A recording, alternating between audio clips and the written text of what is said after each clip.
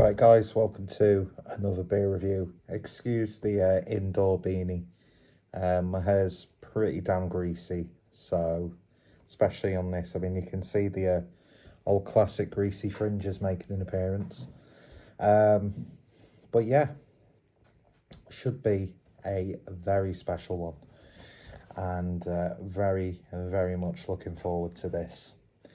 So I'm going back over to the ever fantastic Cloudwater, and this is a can of Persistence is Utile number 8, and this is a thermal shock, or it's a imperial stout, 11% ABV, as you would expect because of the name, and thermal shock coffee from LOT61, who I believe are out of Amsterdam. Yes. So I'll quickly, I mean, look at that artwork. Beautiful. Nice roasted coffee beans there. For our 8th edition of Persistence is Utile, sees us team up with Coffee Masters LOT61 from Amsterdam. We've incorporated 40 grams of Yunnan red sparrow beans, which underwent a thermal shock process, which sees coffee cherries undergo high heat undergo high heat and then immediate cold cooling. The dramatic temperature shifts create a stress response in the bean, resulting in intense, complex and fruit-forward notes. I'm sure this is thrilling viewing, watching me tilt a can from side to side. But this is then seamlessly blended with a heavy foundation of chocolate and Munich malt, intensifying the decadent experience of PRU while maintaining a remarkably clean, thick and smooth mouthfeel. Cacao nibs and vanilla are added to temper any sharpness from the coffee, culminating in a drinking experience defined by luxury and profound richness. 11% ABV. The entries into this series that I have had have been just absolutely phenomenal. The chocolate one, I think the chocolate orange one, I should say, I think that was part of the Persistence is Utile series and not my continuous improvement.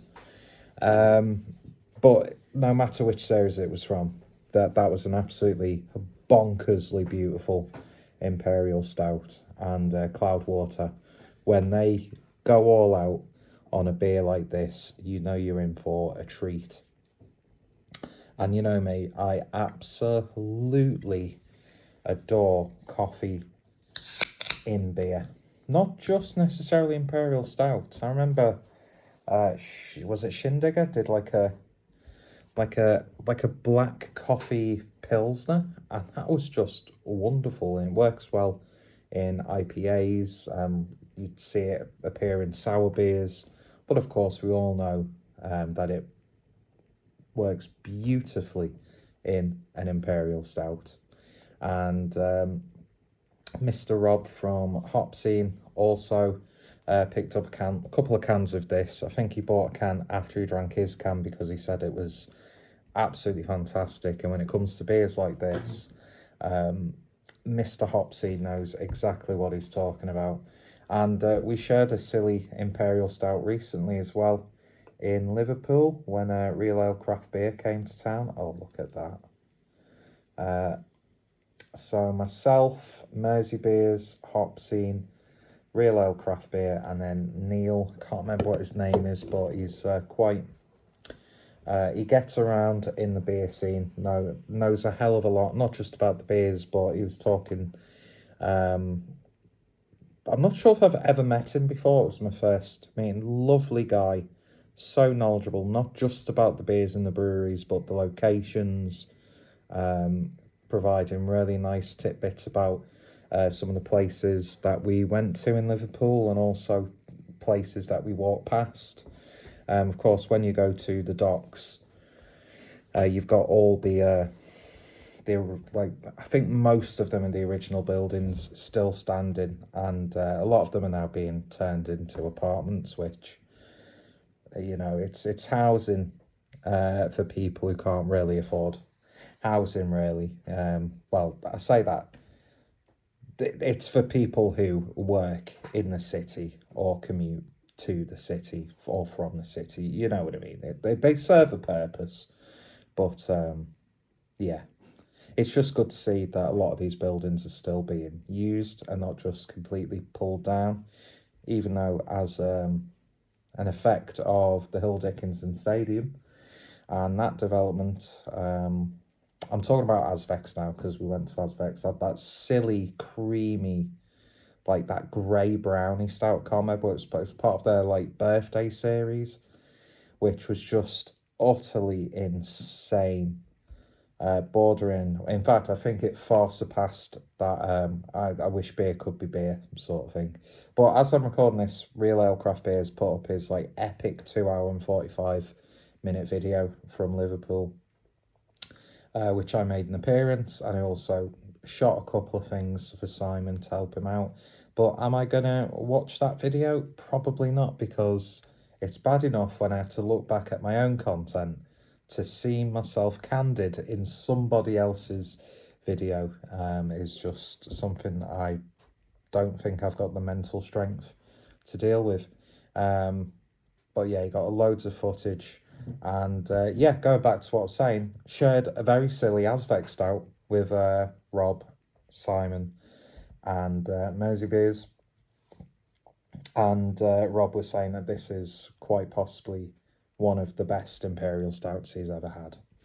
And yeah,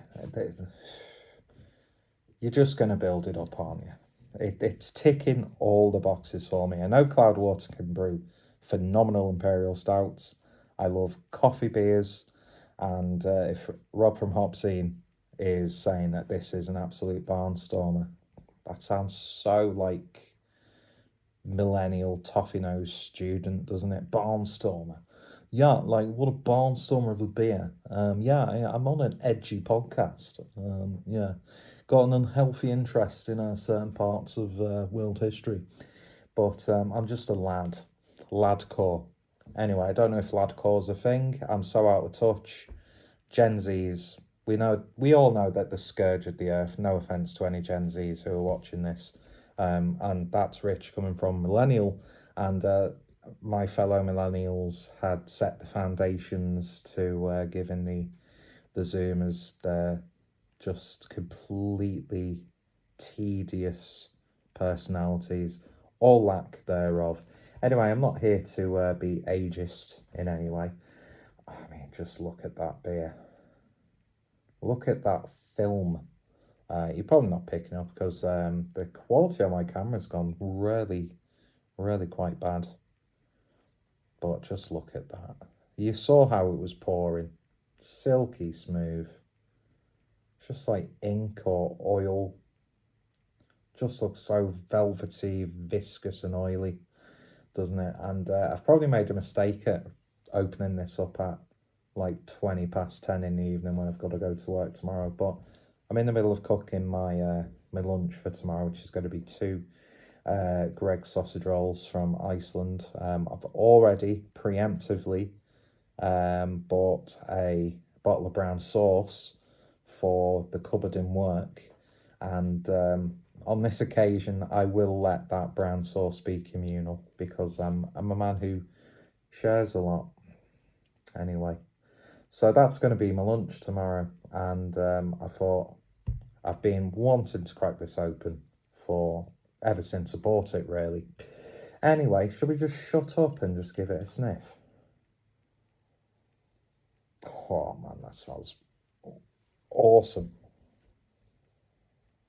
Just unmistakable, unmistakable coffee nose. But if you get that like fruity berry character coming from that as well. The cacao definitely making an appearance. So like biscuity, wafer biscuit with dark chocolate smothered all over it. Tell you what though, for its ABV, there's not one hint of booziness there. Just smells so rich and decadent. man, the sheen and the finish on the top. It's reflective. It's actually reflective. Anyway, just smells, oh, fantastic. It just really does. It's beautiful. This would be a perfect autumnal candle. So if anyone, or one of those artisanal like soap bars you can buy now, like Dr. Squatch and the black stuff. Dr. Squatch, I was very disappointed with what I purchased, but I'm not sure if it's the same sort of ingredients as the ones in the US, because you can get away with putting anything in anything in the US, it seems. Anyway, beautiful smelling beer. Let's give it a taste. Cheers, everyone.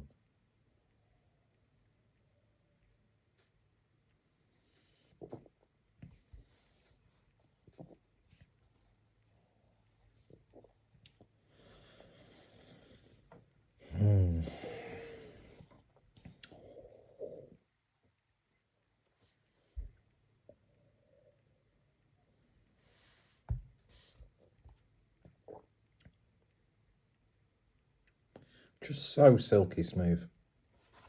It's velvety. It's got a slight creaminess to it.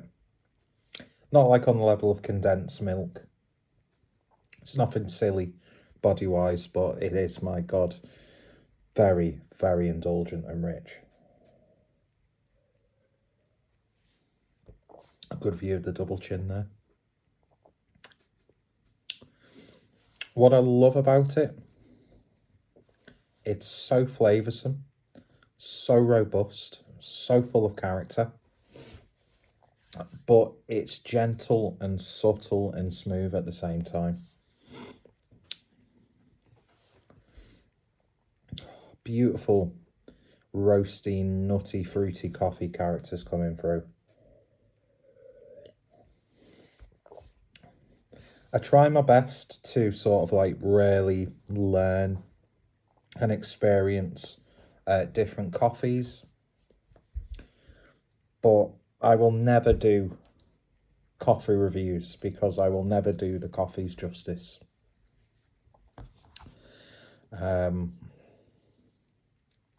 So I wouldn't even like be able to go into great depths about the Yunnan red sparrow beans. I don't know what they're supposed to give you. But all I'm going to say is the quality of those coffee beans is just absolutely wonderful. Jim Skin would love the coffee character on this one.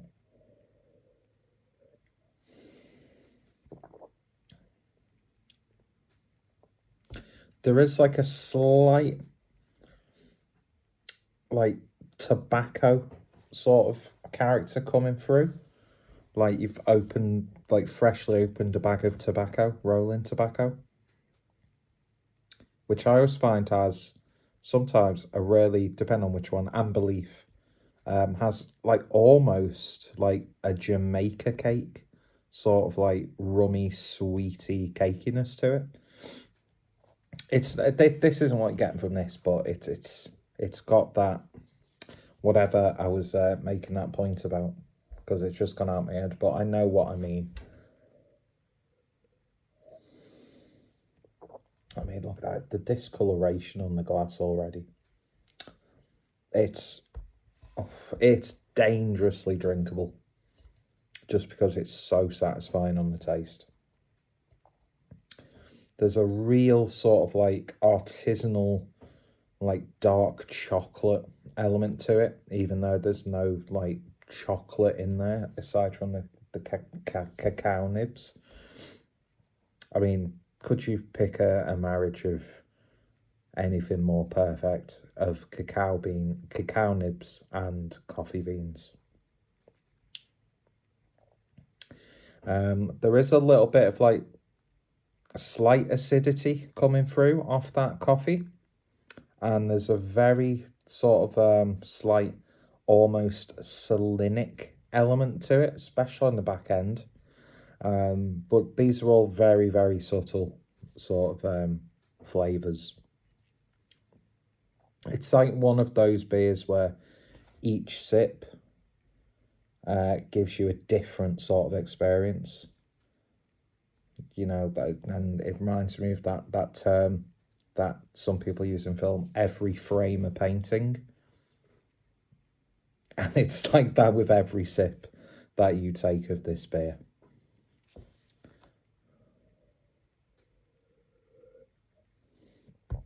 It's not just a coffee flavour.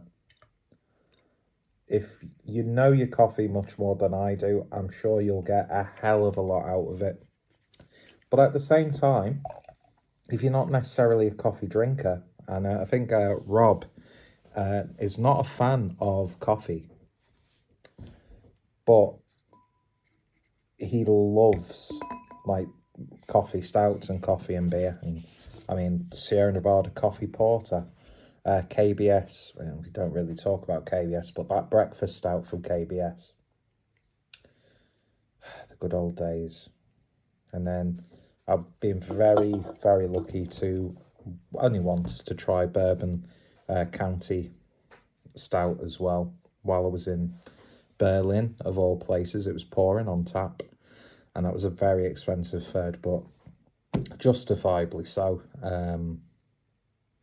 And I think this is about like 11 quid for the can, got off Trembling Madness, which I suppose is the going rate.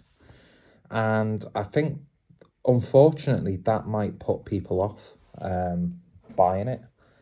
But I tell you what, if you love your coffee stouts and you've been like sort of like umming and ahhing about pulling the trigger on buying this beer, do yourselves a favour and pick yourself up a can, because it's absolutely phenomenal.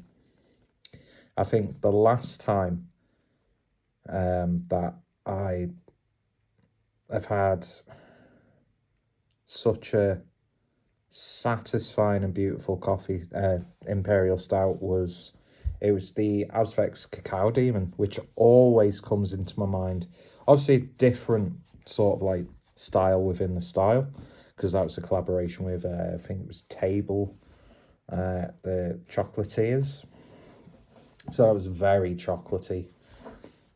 But this, it's what you yearn for when you want a coffee imperial stout. There's almost like a nuttiness there, and there's even flavours as a smoker, and I like this because it works well within the beer. It's almost got the flavour of like a tobacco in there as well. And I think this would pair beautifully first thing in the morning when you wake up. Don't have your artisanal coffee. Opt for this. Have a couple of cigs while you sat outside, welcoming in the day, and you know it's just you're gonna be in for a good day. And my day is ending well because this is a lovely, lovely beer. What I would say is, flavour-wise, I still think my favourite Imperial Stout from Cloudwater was the chocolate orange one, just because that was just so perfectly executed. And you could tell that they haven't just got like the go-to sort of like orange extract or whatever.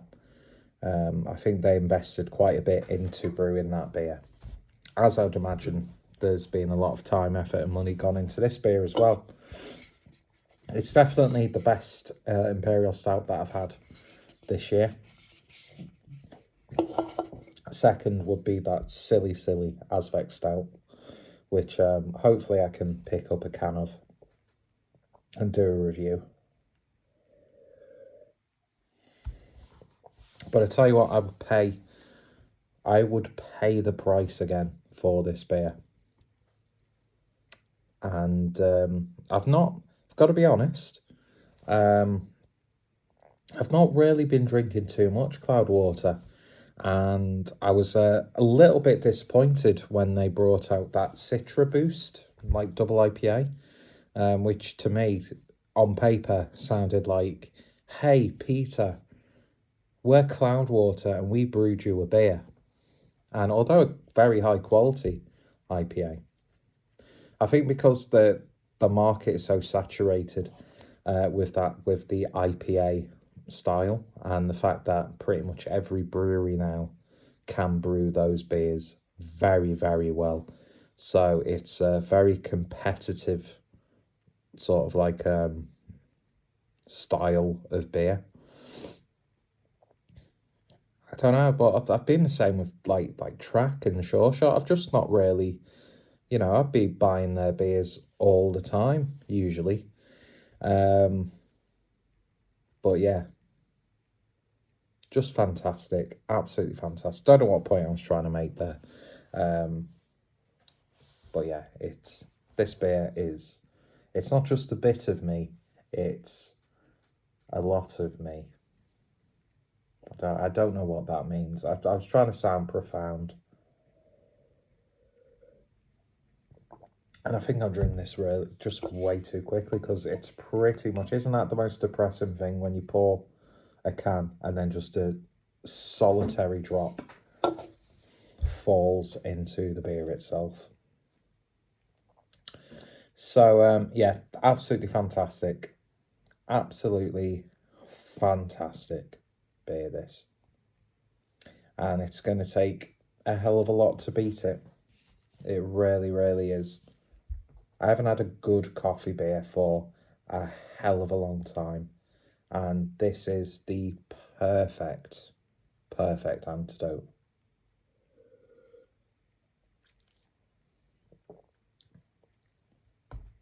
It's the whole experience. From the aroma to that beautiful texture to the amount of flavours, and then that smooth yet somewhat bitter finish on the back end. Oh, this is good. I'm very happy that I opened this beer now. I've not got much beer left to have a decent thumbnail. Oh, by the way, shout out to We Brought Beer, a beer and homebrew general store. They were in Tooting, if I remember correctly. Very intimate, small place in London. Hopefully they're still going, and we need more breweries to put glasses out like that. I mean, I would have done this in a Cloudwater, is it Craftmaster? But I've had about 3 or 4 of those glasses and they've all been smashed, and only 1 or 2 were smashed by me. The rest were smashed by people who have no consideration for how to care for gentle, sleek, sophisticated glassware. I've pretty much smashed all the glasses. And I will buy another one at some point, because I love this style of glass. It's only second to the Taku, which is my all-time favourite. Top 5 favourite styles of glass.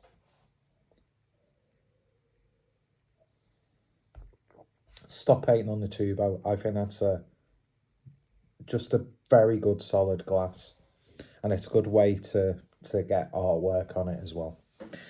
Anyway, I'm going to shut up now, because I still need to finish off cooking my Greggs sausage rolls in the air fryer. I'm a cultured man, what can I say? Anyway, beautiful stuff. Need I say no more? The aftertaste lingers, and it's just beautiful. It's just absolutely beautiful. Cloudwater, you've done it again with this. What a fantastic series. I think the only way you're not going to enjoy a Persistence is Utile beer is if it's just got like a specific ingredient that you don't like. Because fundamentally, the stout itself, I'd just love to just have like the base stout, because I think they're onto it. I mean, it's the 8th iteration of this beer, and yeah, That's what I love about Cloudwater. Always evolving, always trying new things. And yeah, anyway.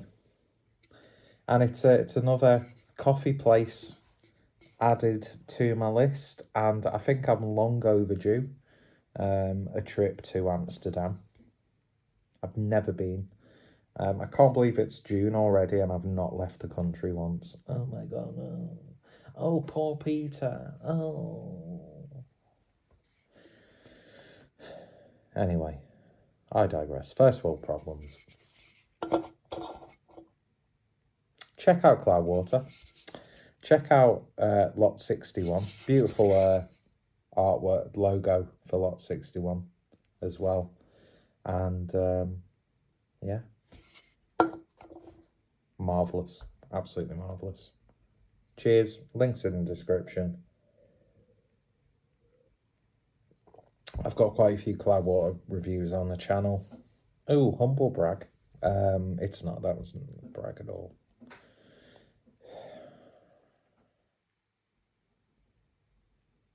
I'm surprised my poor, feeble, pathetic attempt of a moustache and beard hasn't been stained by this beer. Anyway, beautiful stuff. Bye-bye. Long-winded video. Bash.